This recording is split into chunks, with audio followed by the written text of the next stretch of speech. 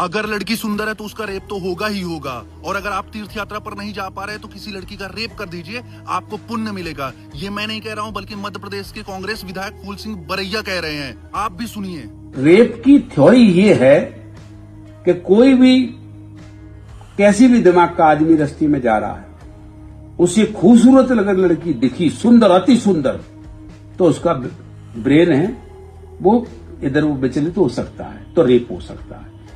आदिवासी में कौन सी अति सुंदर स्त्री है? एससी की कौन सी अति सुंदर स्त्री है? मोस्ट ओबीसी में ऐसी स्त्रियां सुंदरियां हैं। क्यों होता है बलात्कार? उनके धर्म ग्रंथों में इस तरह की निर्देश दिए गए। तो ये लिखा है कि इस जाति के साथ सहवास करने पर ये तीर्थ का फल मिलेगा, इसके साथ ये सहवास करने पर फलाना तीर्थ का मिलेगा, इसके वजह करेगा। तो अब वो नहीं जा पाता उस वहां तीर्थ को, उन धर्म ग्रंथों में जो लिखा है नहीं जा पा रहा। तो घर बैठे विकल्प क्या दिया गया है? घर बैठे इनकी औरतों को पकड़ करके सहवास कर दो तो फल मिल जाएगा। तो कोई तैयार हो जाएगा इसके लिए? तो क्या करेगा फिर? अंधेरे उजेरे में वो क्या करेगा? पकड़ने की कोशिश करेगा। एक व्यक्ति एक महिला का कभी रेप नहीं कर सकता अगर वो सहमत नहीं, तो नहीं करेगा। तो इसलिए 4 महीने की बच्ची के साथ, 10 महीने की बच्चियों के साथ, 1 साल की बच्चियों के साथ रेप सुने आपने? सुने हैं? क्यों होते हैं? उसके ऑर्गन्स का रेप के लिए तैयार है क्या? नहीं, उसे दिखाई देता है कि इस जाति की महिला के साथ या लड़की के साथ रेप करूंगा तो मुझे वो फल मिलेगा।